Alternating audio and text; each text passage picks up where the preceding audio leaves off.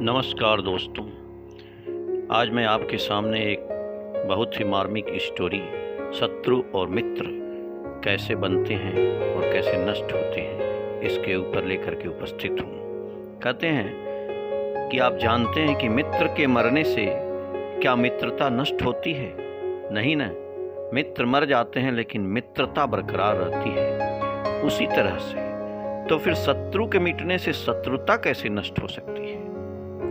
मित्र और शत्रु बाहर दिखाई पड़ते हैं किंतु उनका उद्गम स्वयं के ही भीतर है। जीवन की गंगा बाहर है किंतु गंगोत्री सदा ही भीतर है।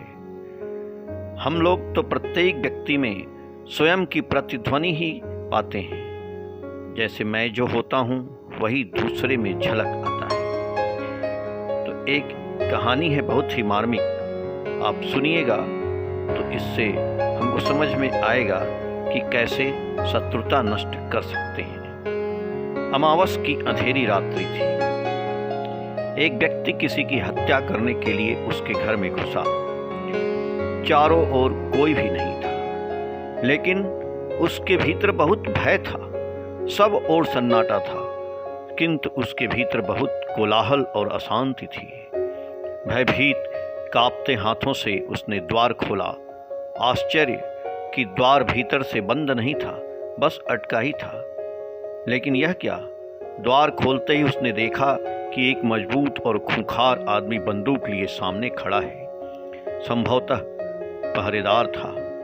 अब तो लौटने का कोई उपाय नहीं, मृत्यु सामने थी।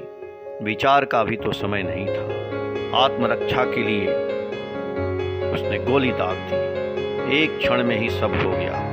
गोली की आवाज से सारा भवन गूंज उठा और गोली से कोई चीज चूर चूर होकर बिखर गई। यह क्या?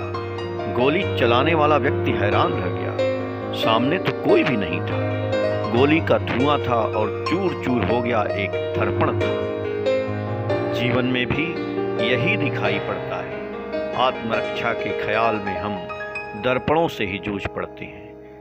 भय भीतर है, इसलिए बाहर शत्रु दिखाई पड़ने लगते हैं। मृत्यु भीतर है, इसलिए बाहर मारने वाला दिखाई पड़ने लगता है। लेकिन क्या दर्पणों के फोड़ने से शत्रु समाप्त हो सकते हैं?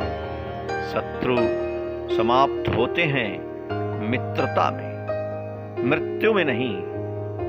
प्रेम के अतिरिक्त और सब पराजय है। शत्रु है स्वयं में, स्वयं की घृणा में, स्वयं के भय, द्वेष और ईर्ष्या में, किंतु दिखाई पड़ता है वह बाहर। जैसे पांडु रोगी जिनको पीलिया हो जाता है, उनकी आंखों में पीलापन होता है, लेकिन उसे दिखाई पड़ता है कि सारा संसार ही पीला हो गया है। ऐसे रोग में क्या करना उचित है?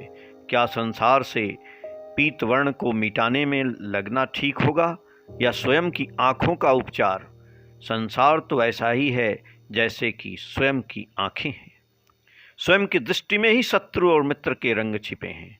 शत्रु को तो कोई भी नहीं चाहता, लेकिन शत्रुता को हम प्रेम किए जाते हैं। शत्रु को मिटाने की आकांक्षा में भी तो यही प्रकट होता है कि हम शत्रु नहीं मित्र चाहते हैं, लेकिन घृणा को हम अपने रक्त से सींचते रहते हैं। यह निपट मुड़ता है। मित्र को जीवन देना चाहते हैं, लेकिन प्रेम को जन्म ही नहीं देते हैं। शत्रुओं की हत्या की जाती है, लेकिन वस्तुतः मित्रों की ही हत्या हो जाती है। बीज तो हम विष के बोते हैं और आकांक्षा अमृत के फलों की करते हैं। यह होना असंभव है। मित्र और शत्रु स्वयं की ही परछाइयाँ हैं। मैं प्रेम हूँ तो संसार भी मित्र है, मैं घृणा हूँ तो परमात्मा भी शत्रु है।